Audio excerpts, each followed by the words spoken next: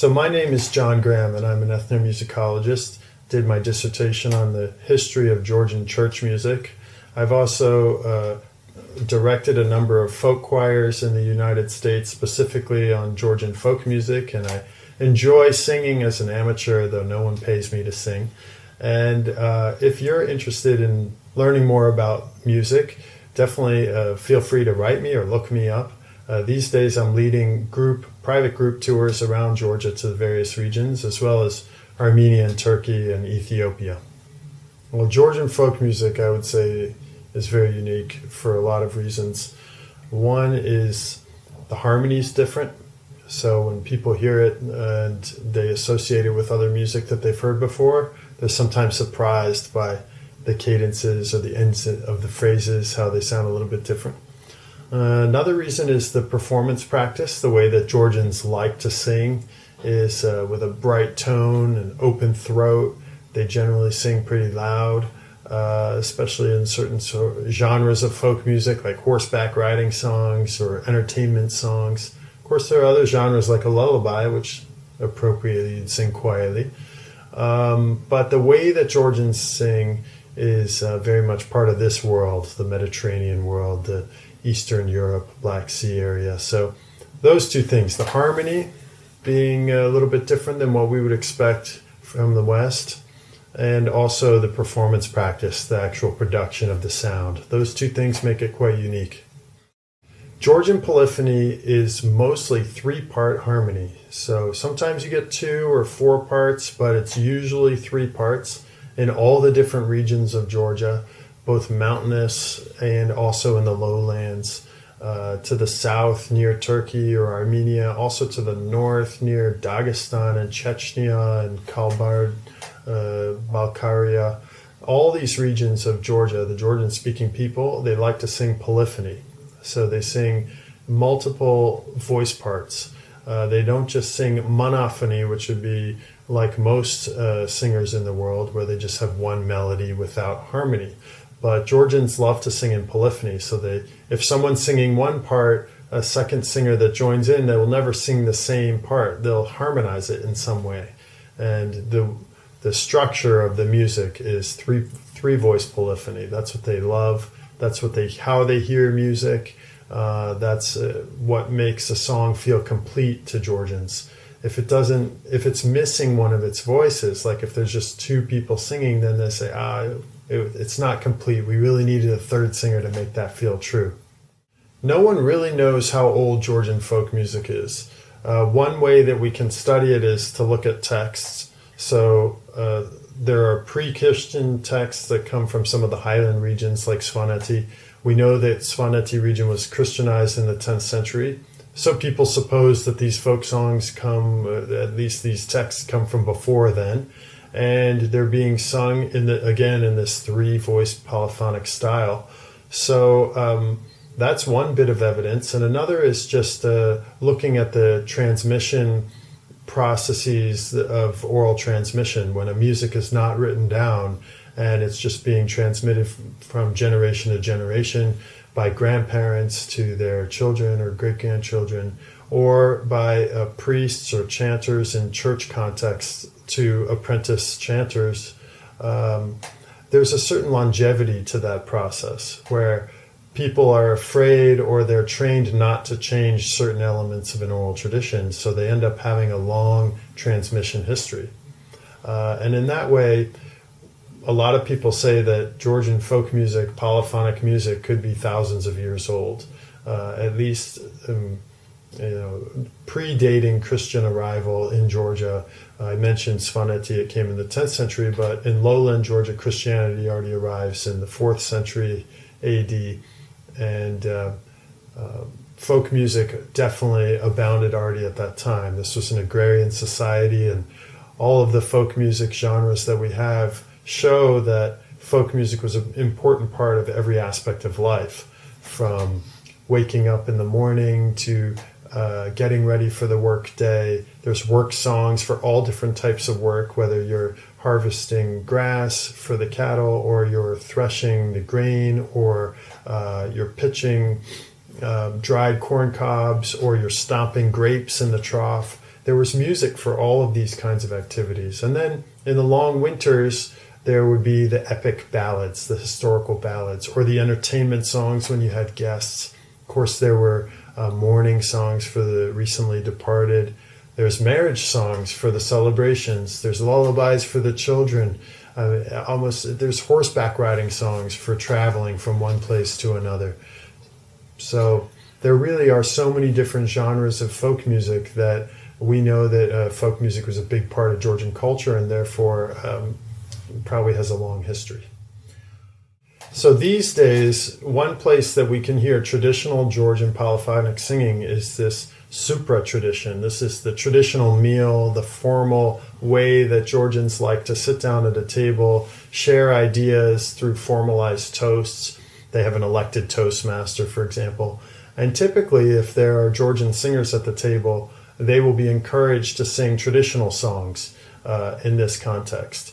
And being a singer myself and having been to many of these supras, the genres of songs that we would pull from to perform at the supra table would usually be the entertainment genre. So the songs that we would like to sing, first one must be Mravalzhamier, which means may we have many years, or may we be blessed by God. May we meet tomorrow.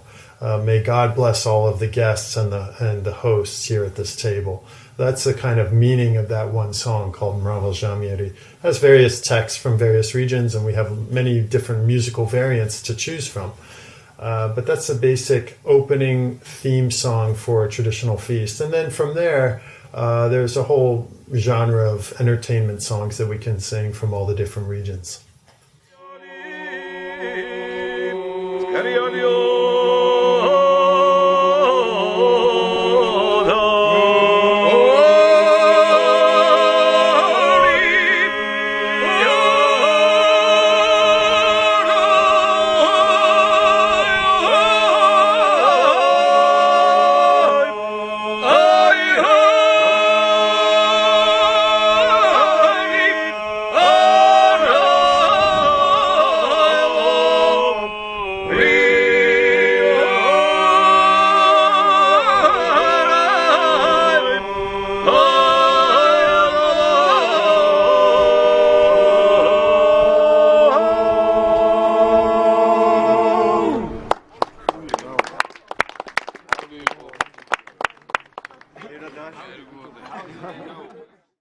Another place that we still hear traditional music in Georgia is in the church. There's a traditional chant, which is in a phase of revival now since 2000, or really since 1990, but started to pick up in 2000 when Patriarch Ilya declared that all Georgian churches should sing in traditional chant as opposed to other styles that had started to proliferate in the second half of the 20th century. So that was a real boon for scholars of Georgian traditional polyphonic chant who were studying the manuscripts in the archives and starting to print books and started to produce CDs of the old oral tradition of Georgian polyphonic chant. So nowadays, visitors to Georgia can go to any of the churches, say in Tbilisi, and expect to hear something that sounds like three-part traditional Georgian chant, really transmitted from the Middle Ages down till today. And that's another place that we hear traditional chant.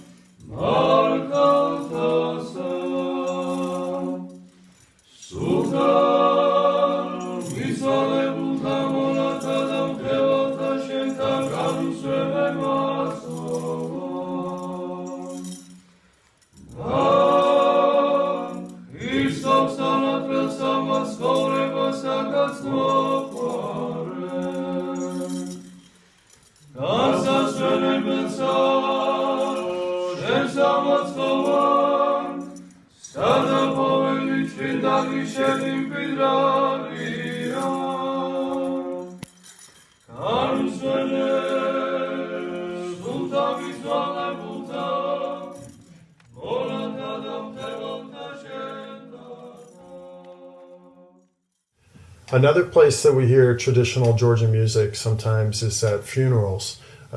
These are often places where the oldest traditions are preserved, where people have memories of when they were children, being at other people's funerals and hearing certain kinds of laments that were sung. So now, in advanced age, when a relative or a friend dies, they will recreate those same funeral laments. And this is especially strong in the more remote areas of Georgia. So the areas that have been least affected by urbanization, globalization, or people that have left the village and the town. The places where communities are still intact and sort of remote tend to be the highland regions in Georgia, so up in the high Caucasus.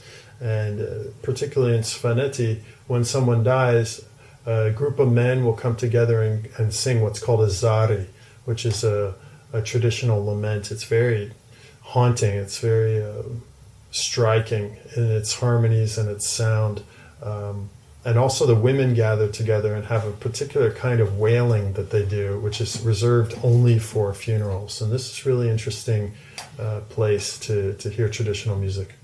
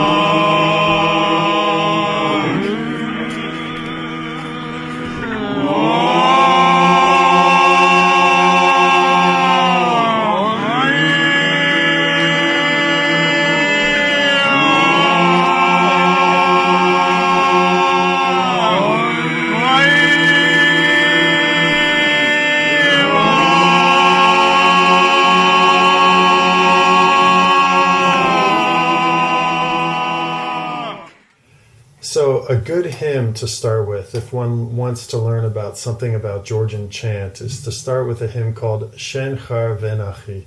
It means you are the vineyard, and it's a beautiful text that was written. Actually, we know the author was written by a king of Georgia in the Middle Ages, and there are a number of musical variants of this beautiful text that were preserved in oral tradition and then written down at the turn of the last century.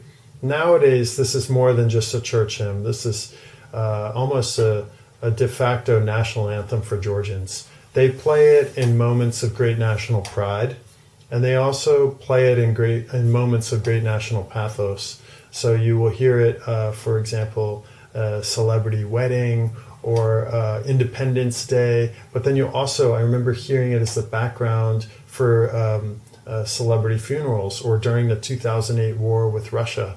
It was often in the background as people were really fraught with tension about that situation. So this particular hymn means a lot to Georgians, and it's a good gateway into understanding Georgian liturgical music.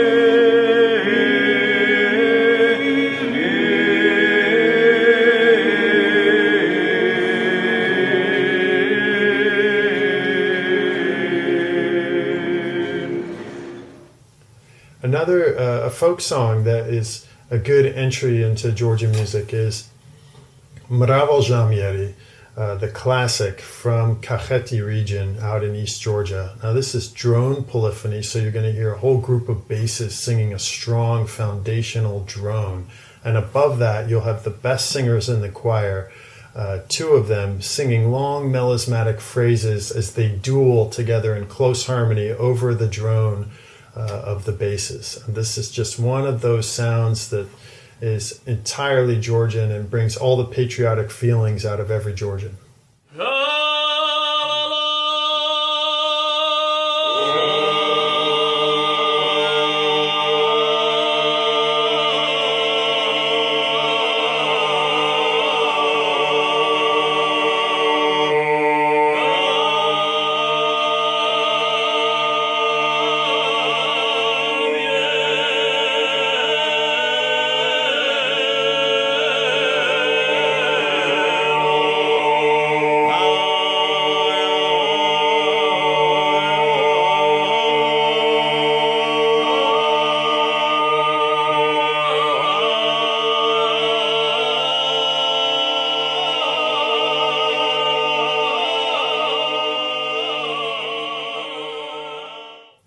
Now, a totally different sound, but equally Georgian, is the trio song Chven Mshvidoba from Guria.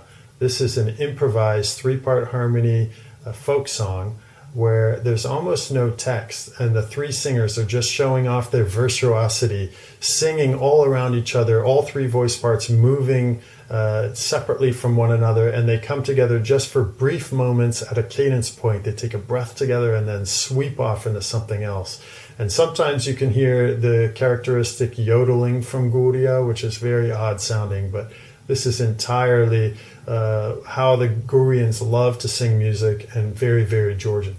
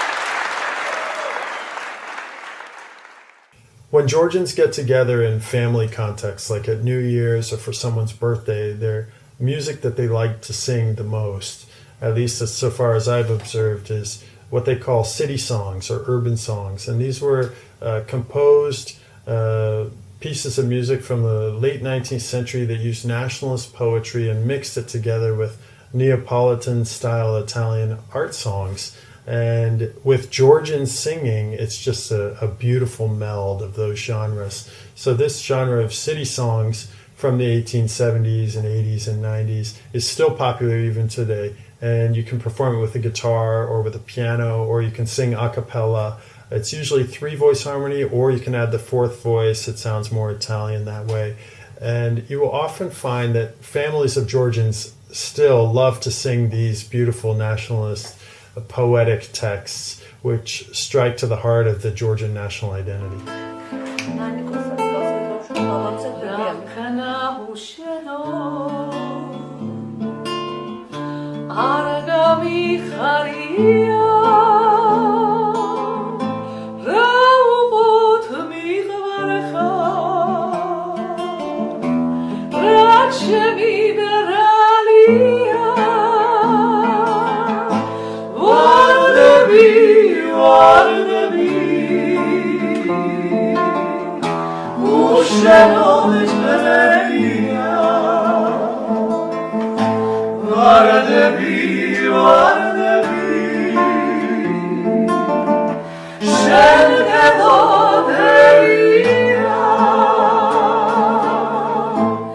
While we could say Georgian music is very unique in its harmony and also the way that it's performed, of course it has influences and similarities to music all over the world. One thing that brings all people together is that we both perform music and we love to listen to music. So as you listen to Georgian music, you will hear elements that sound familiar to you. For example, it may sound similar to other polyphonic a cappella singing traditions, famously the Bulgarian singing or the Corsican and Sardinian singing.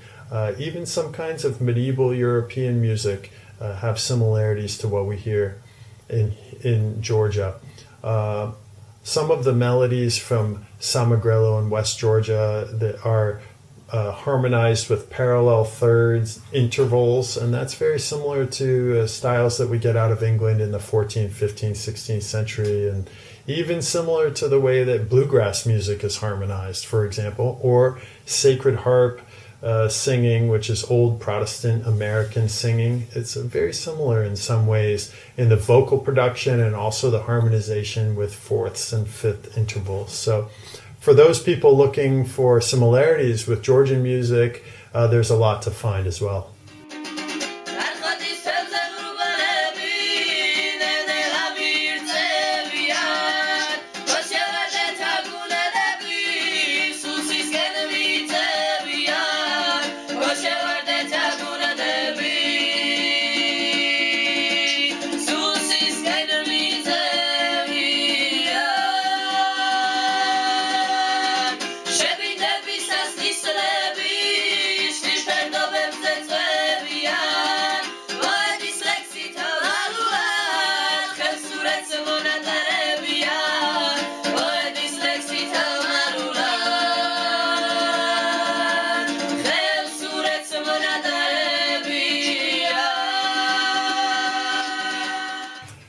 Well, like all great artistic traditions, it takes a little work to go and find it. So visitors to Georgia, you will need to do a little bit of searching to find Georgian music. It's not like everyone on the street is singing all the time now, much as some people would like to say.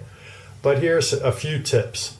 If you want to hear religious chant, then you can always go to Saturday afternoon Vesper service, which is open to the public. It starts usually at 4 or 5 p.m. and lasts 2 hours.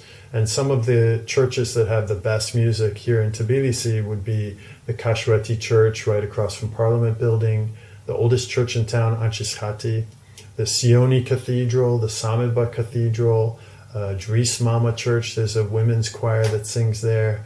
Up in the fortress, there's St. Nicholas Church, good choir there, and the Bethlehem churches and Mama Daviti too, and many others that I haven't named. So there's a lot of good choices to hear religious chant. And now for folk music, there are some restaurants that have hired singers that come in and they'll play a variety of music, and you can ask the singers. They love to interact, and you can ask them, where's that particular piece from? Who's the singer? What can I look up on YouTube or other places to find more of that particular style of music, because usually in the restaurants they'll sing one song from one region, another song from a different region, and some of them are 20th century compositions or 19th century, and some are anonymous ancient folk songs that have been passed down through oral tradition. So getting a sense of the differences in the type of music will help you learn more about this repertoires.